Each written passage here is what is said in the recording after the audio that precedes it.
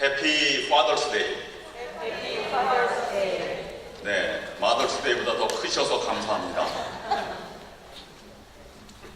세상의 모든 아버지 되신 분들에게 하나님의 은총과 축복이 함께 하시길 축원합니다. 또 아버지를 먼저 하늘나라에 보내드리고 쓸쓸하게 아버지를 추억하며 살아가시는 모든 분들에게도 하나님의 은총과 위로하심이 함께 하시길 축원합니다. 또한 아버지로 인해서 상처받은 분들이 만약에 계시다면 오늘 예배를 통해서 그 상처가 회복되고 치유되는 귀한 예배가 될 수 있기를 주님의 이름으로 축원합니다. 아버지 주일에 아버지를 생각해 봅니다. 살아오신 모습은 각각 달랐지만 이 땅의 모든 아버지들은 희생의 삶을 살아오셨습니다. 한국에서나 미국에서나 또는 낯선 환경, 이역만리에서 이민자로 살아오신 아버지들은 정말 버거운 삶을 뚜벅뚜벅 살아오셨습니다. 마치 소처럼. 그렇게 살아오신 아버지들이 자랑스럽습니다. 오늘은 아버지께만 인사를 나누겠습니다. 여러분, 아버지 아니신 분들은 일어서셔서 인사하셔도 좋습니다.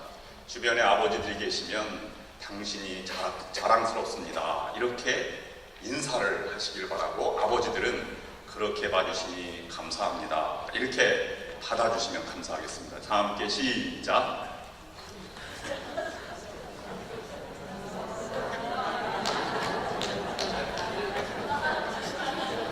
주변에 아버지들이 많이 안 계십니다.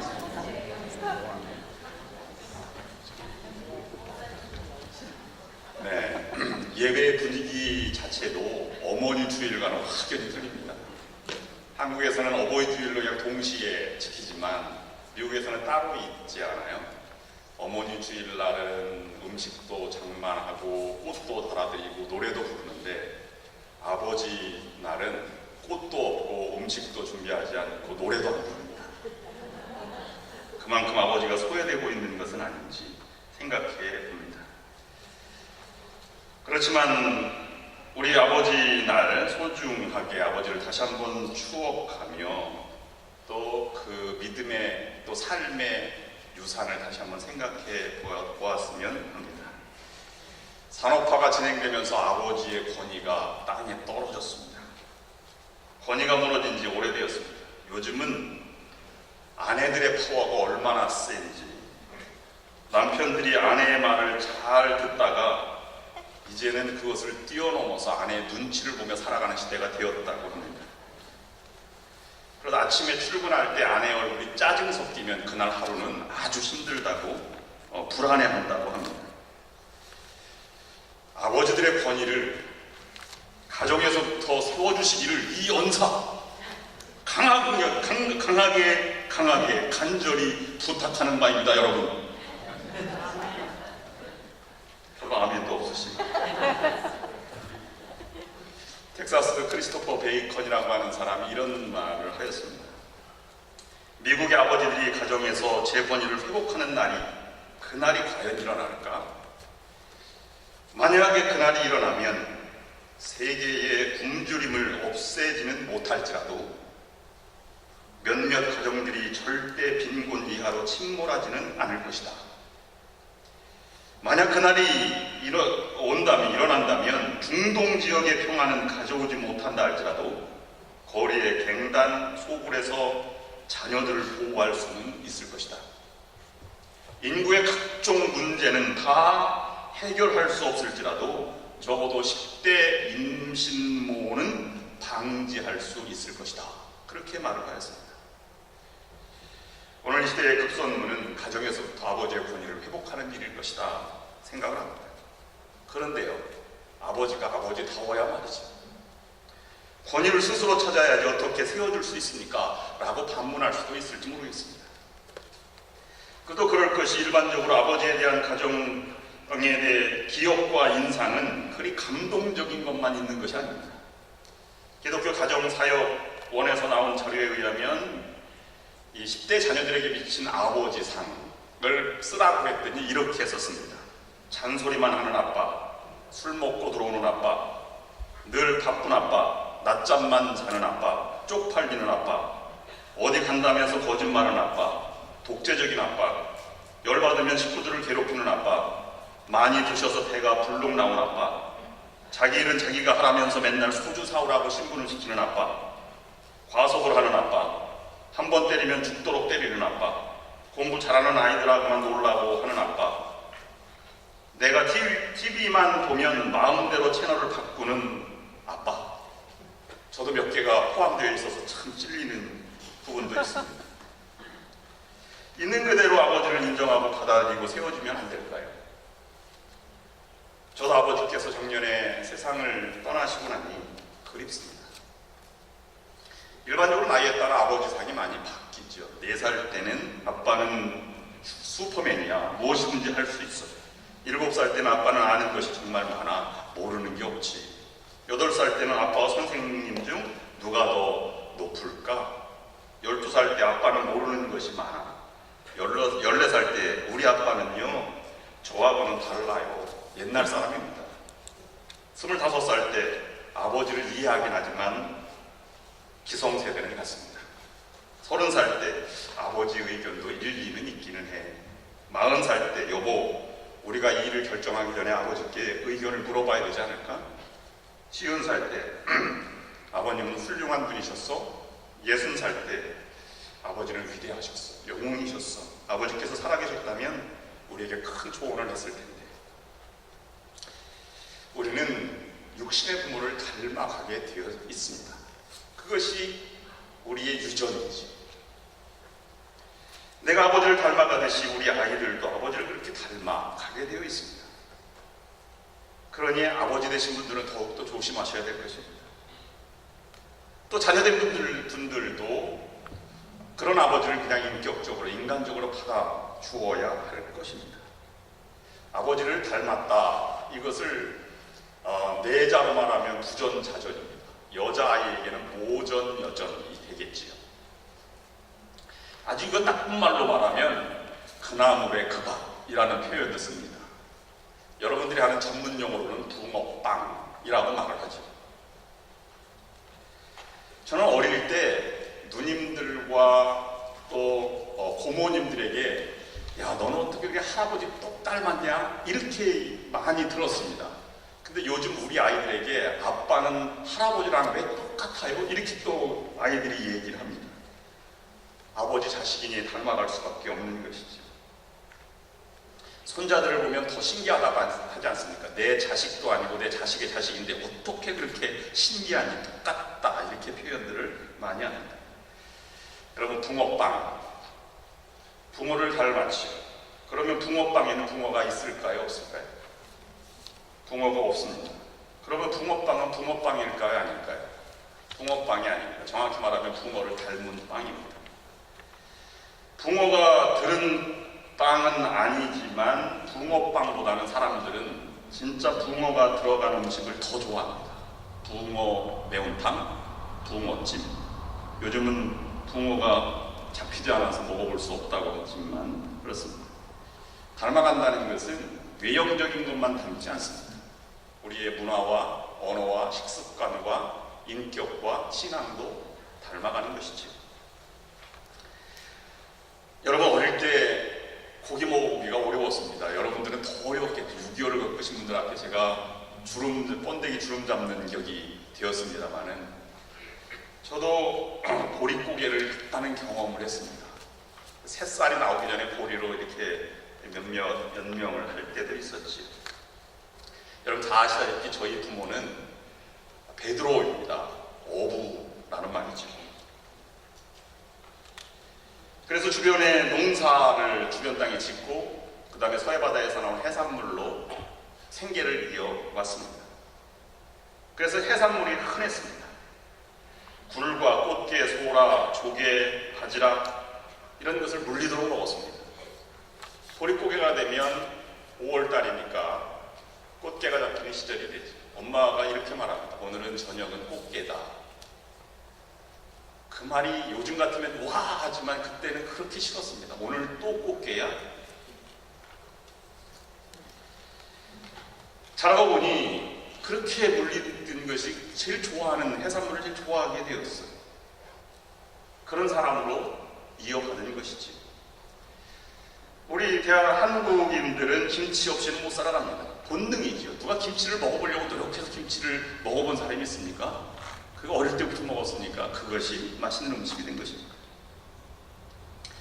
육신의 부모를 뼛속까지 닮아가도록 되어 있다면 우리의 영적으로는 하나님을 닮아가도록 창조되었습니다. 이것이 하나님의 뜻입니다. 하나님을 잘 이해하고 잘 알고 믿고 따르는 사람이 없습니다. 우리가 적어도 우리 인생을 보람되게 살아야지, 나는 정말 의미 있는 삶을 살아야지 라고 하는 그 자체 속에 하나님은 이미 하나님의 형상을 닮아가도록 우리를 만드셨다고 하는 것이지. 보이지 않는 하나님을 어떻게 닮아갈 수 있겠습니까? 그래서 하나님은 우리의 눈에 보이도록, 음성이 들리도록 말씀으로 예수님을 보내주셨고, 예수님을 통해서 하나님을 닮아가도록 우리를 초청하고 계신 것이지. 믿음 생활이라고 하는 것은 예수 그리스도를 묵상하고 닮아가는 과정이다, 그렇게 말씀드릴 수 있을 것입니다. 초대교인들은 예수님을 묵상할 때 예수님이 하나님을 닮았다 이렇게 묵상하지 않았습니다. 하나님과 예수님은 똑같다 이렇게 묵상하였습니다. 예수님을 그래서 삼위일체 하나님의 성자 하나님이라고 고백하고 있는 것입니다. 오늘 본문 말씀은 그 성자 하나님이 하나님의 이 하나가 되었다는 하는 것과 생명도 있고 심판도 있고 부활도 있고 모든 것을 이해받았다, 그러므로 똑같다, 이렇게 우리에게 말씀해 주고 있는 것입니다. 하나님과 나는 하나다라고 하는 사실 가운데 조금이라도 의심하면 이단이 되는 것이죠. 초대교회가 그 논쟁이 치열하게 벌어지지 않았습니까? 호모이오시우스, 하나님과 예수님은 유사, 거의 똑같은데 조금 다르다, 유사 본질이다, 이래서 이단으로 아리우스가 처단되지 않았습니까? 호모우시우스, 하나님과 이 예수님은 동일 본질이다 라고 하는 것이 정통으로 받아들이고 있는 것입니다. 하나님과 예수님이 하나이시다 라고 하는 것에 오늘은 19절 말씀에 그 일을 내가 한다, 생명을 이어간다 라고 말하고 있고, 오늘 본문 앞절 17절 말씀에도 하나님께서 일하시니 나도 일한다, 그렇게 말씀하시고 그 일을 이루시는 예수님의 모습을 봅니다. 어떻게 보면 아버지와 비슷하다 이렇게 묵상을 해보았습니다. 누가 알아달라고 그 일을 하신 것도 아닙니다. 인정받으려고 한 것도 아닙니다. 해야 하니까, 인류를 구원하기 위해서 하나님이 보내셨으니까, 이 일을 맡기셨으니까 그 일을 하신 것입니다. 요한복음서에 보면 예수님은 사람을 의지하지 않습니다.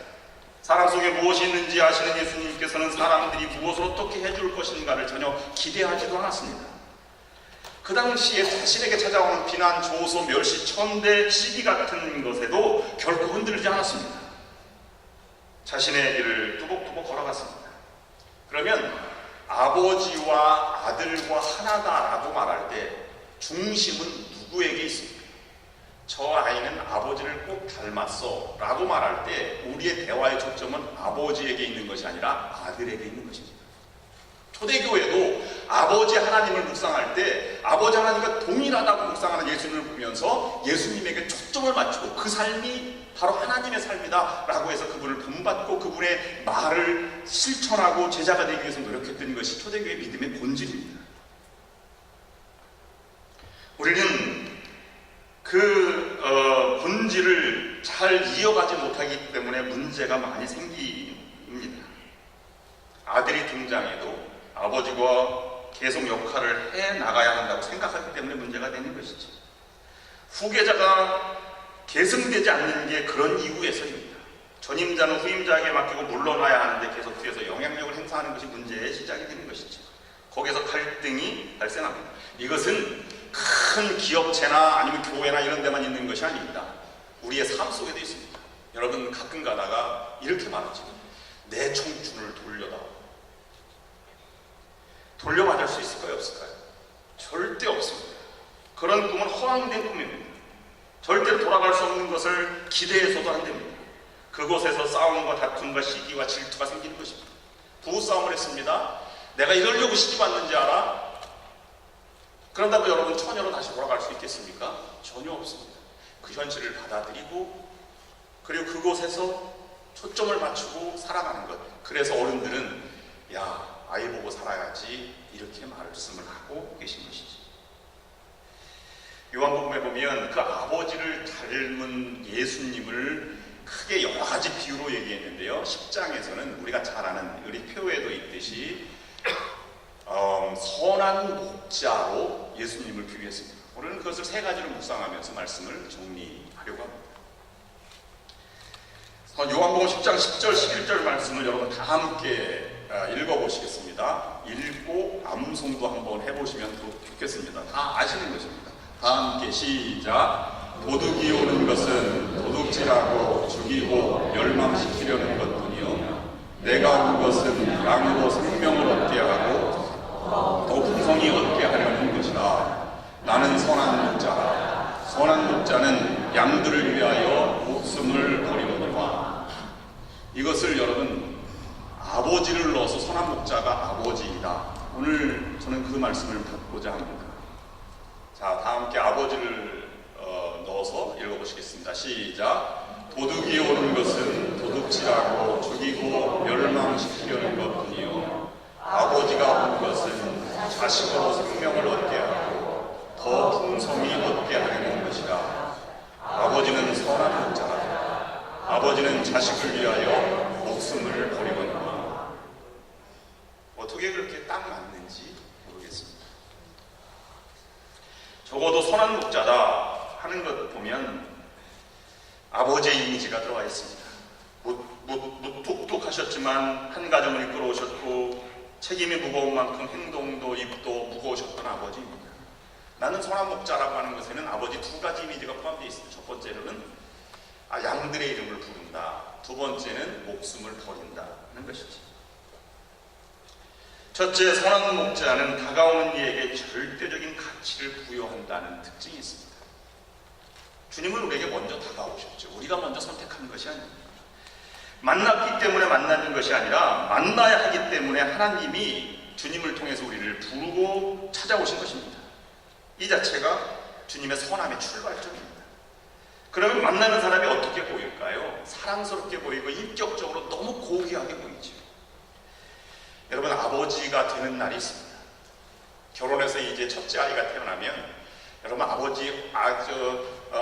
어머니는 자기가 배 아파서 낳았으니까 핏덩이가 얼마나 귀하게 느껴지겠습니까? 근데 아버지 느낌은 약간 생소합니다. 들어가서 보면 한국에서는 볼 수 없지만 미국에서는 보잖아요. 그러면 핏덩이가 나오는데 첫째 아이가 태어나면 젖살이 오르지 않았기 때문에 쭈글쭈글합니다. 묘한 감정이 들어서 그 아이를 보면서 이렇게 생각이 들지요. 내 아이 맞나? 그러다 갑자기 내가 이 아이를 책임질 수 있을까? 이런 책임감, 부담감으로 다가옵니다. 나도 살기 버거운데 책임이 들어옵니다. 그래서 그때부터 책임을 다하기 위해서 말이 없어지고 책임을 묵묵하게 살아가는 길을 걷게 되는 것이죠. 이 땅 위에 살아가는 모든 아버지의 모습이 비슷합니다. 오늘 광고 카피라이터가 생명보험 광고를 위해 글을 쓴 내용이 있는데 많은 분들이 물었다고 합니다. 표현이 이렇습니다. 29살 14시간을 기다려서야 자식의 울음소리를 들을 수 있었습니다. 당신은 신을 믿지 않았지만 당신도 모르게 기도를 올렸습니다. 37 자식이 초등학교에 들어가 우등상을 탔습니다. 당신은 액자를 만들어 가장 잘 보이는 곳에 걸어두었습니다. 아직도 당신의 방에는 누렇게 바른 액자가 걸려 있습니다. 43 휴일 아침 모처럼 자식과 뒷산 약수터로 올라갔습니다. 이웃 사람들은 자식이 아버지를 닮았다고 인사를 건넸습니다. 당신은 괜히 기분이 좋았습니다. 48 자식이 대학 시험을 보러 갔습니다. 당신은 평소와 다름없이 출근했지만 하루 종일 일이 손에 잡히지 않았습니다. 53 자식이 첫 월급을 타서 내복을 사왔습니다. 당신은 쓸데없이 돈을 쓴다고 나무랬지만 밤이 늦도록 그 내복을 입어보고 또 입어봤습니다. 61 딸이 시집을 가는 날이었습니다. 딸은 도둑 같은 사위 얼굴을 쳐다보며 한바구음을 지었습니다.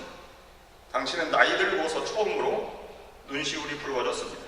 65 자식 애가 바쁘다며 명절에 고향에 못 내려온다고 했습니다.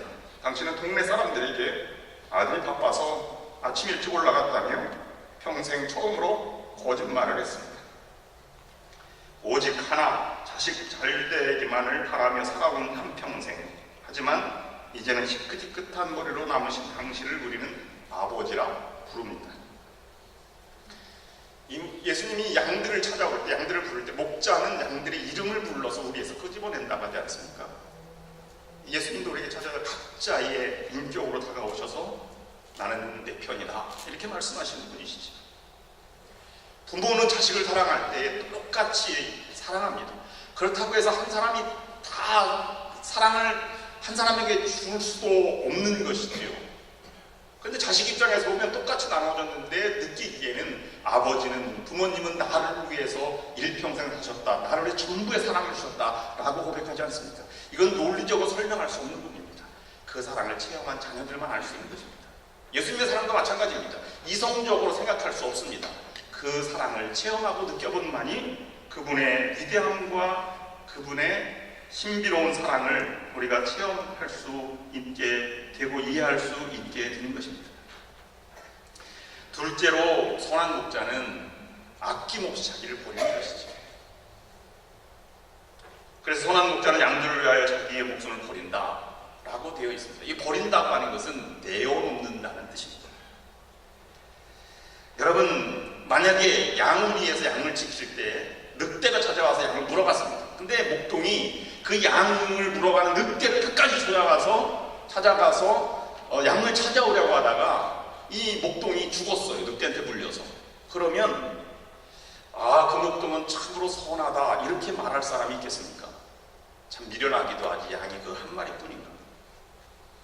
그런데 여기서 놓치지 말아야 할 중요한 예수 그리스도의 복음의 진리가 담겨 있습니다. 아버지는, 적어도 주님은 우리를 그냥 여러 사람 중에 하나로 대하지 않는다는 것입니다. 자기 목자는 양을 위해서 왔다. 내가 온 것은 양으로 생명을 얻게 하고 그 양이 중요하다고 하는 것입니다. 그래서 만약에 양을 하나의 재산으로, 하나의 객체로 생각했다면 그것을 예수님은 사꾼 목자다, 악한 자다 이렇게 말하고 있는 것입니다. 오늘 다시 바꿔서 말하면 백성이 왕을 위해서 존재하는 것이 아니라 왕이 백성을 위해 존재하는 왕을 선왕이라고 얘기하는 것이죠. 종업원들을 위해서 하는 사장이 되어야지 사장을 위해서 종업원들이 일하는 제자가 되어서는 안 된다라고 말하는 것입니다. 교회로 말하면 목사가 교인들을 위해서 존재하는 것이지 교인들이 목사를 위해서, 교회를 위해서 존재하는 것이 아니다 라고 하는 것과 마찬가지의 논리입니다.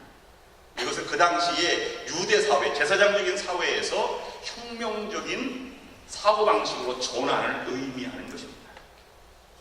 예수님이 그렇게 악하다고 하는 것을 세상은 지켜나가고 있습니다. 그렇게 논리대로 간다면 우리는 다시 이 선한 사람으로 바꿔 나가야 한다고 하는 것입니다. 그것이 사람을 감동시키고 세상을 변화시키는 복음의 진수라고 말하고 있는 것입니다. 아버지의 참아주는 사랑이 사람을 변화시키고 가정을 화목하게 해주는 것입니다.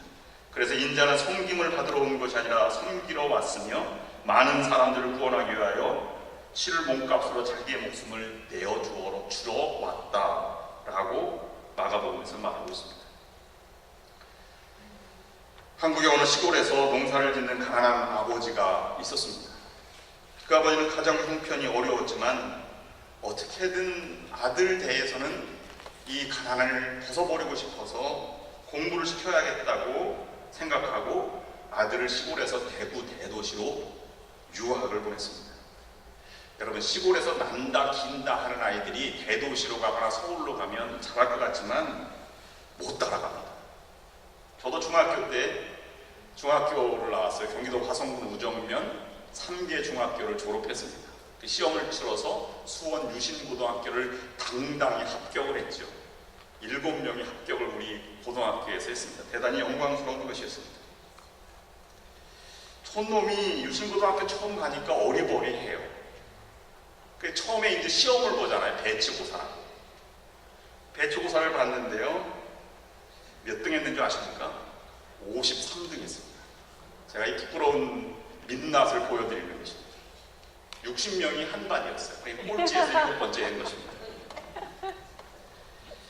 여러분, 적어도 미국에 이민 오시고 서울에서 태어나시고 평생 1등만 하신 분들은 이 감정 절대 이해 못합니다. 좌절감이라고 하는 게 말할 수 없어요.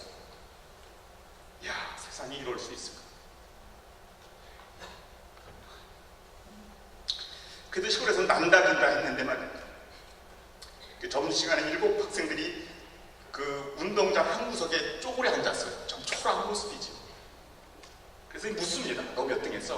55등. 그 다음 사람은 59등. 또 몇 명 아이는 60등. 꼴찌 한 거. 제가 제일 잘했어요. 53등. 그때만 생각하면 지구멍에 들어가고 싶습니다. 이 시골 아들은 공부를 잘했지만 대구에 올라가서 중학교 들어가서 한 학기를 마쳤는데 성적이 반에서 몇 등 했냐면 68등 했습니다. 68명 중에 68등입니다. 방학을 맞아 고향으로 돌아가는 아들은 부끄러운 성적표를 아버지에게 보여드릴 자신이 없었어요. 아버지는 배우지 못한 아버지, 자식이 한을 풀고자 했는데 어떻게 이것을 보여줄까? 이 어린 학생이 그렇게 생각을 하다가 그냥 있을 수가 없어서 고치기로 했습니다. 68등을 68분의 1 이렇게 해서 1등으로 고친 거예요. 그 고치기 쉽습니다. 자대고 이렇게 긋고 1자 그러니까 금방 1등이 된 것입니다. 방학을 맞아 집으로 돌아왔으니까 친척들이 다 집으로 모여서 야, 네가 어떻게 잘 공부했냐 이렇게 물어봤습니다. 아버지는 친척들에게 말했습니다. 제가 이 설교를 준비하느라고 경상도 태어나지 않았는데 경상도 사투리 사사를 받았습니다. 제가 한번 그래도 해보겠습니다.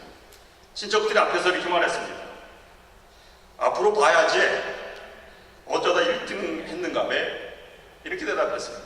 근데 친척들은 자식 하나 잘 뒀네. 1등을 했으면 잔치를 해야지. 이렇게 말했습니다. 밖에서 놀다가 다음날 집에 돌아왔더니 큰일이 났어요. 아버지가 재산 목록 1호인 돼지를 잡은 것입니다. 이 아이는 큰일 났어요. 그래서 내띠가 뛰어가서 죽어버리려고 물속에 숨을 쉬지 않고 들어갔습니다. 쉽게 숨이 끊어지나요? 자기 머리를 막 때렸습니다. 내가 왜 그랬지? 충격적인 그 사건 이후로 그 아들은 완전히 다른 아이가 되었습니다. 17년이 지난 후 아들은 대학 교수가 되었습니다. 중년이 된 날 45살 되던 해에 부모님 앞에 33년 전에 이 일을 사과하려고 이야기를 꺼냈습니다. 어머니, 저 중학교 1학년 때 1등은요 라고 말했더니 그 옆에 있는 아버지가 말했습니다. 네, 그때 알았다.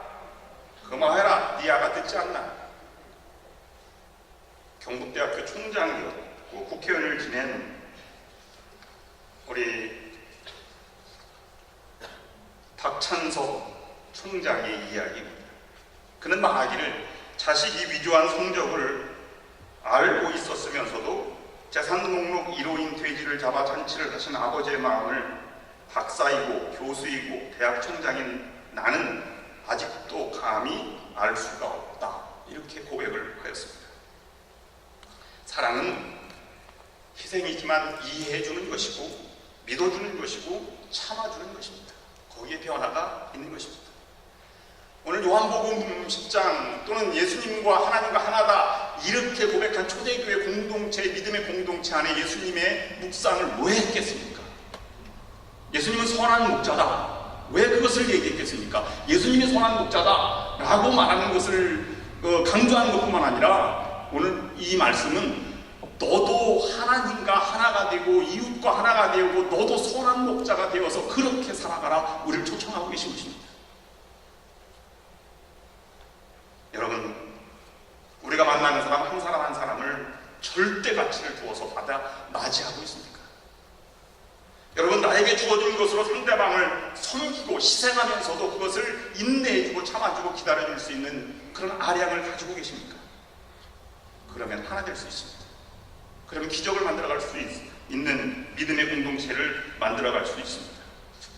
여러분, 마지막으로 질문합니다. 여러분, 선한 사람입니까? 악한 사람입니까? 선한 목자입니까? 사꾼 목자입니까? 기도하시겠습니다.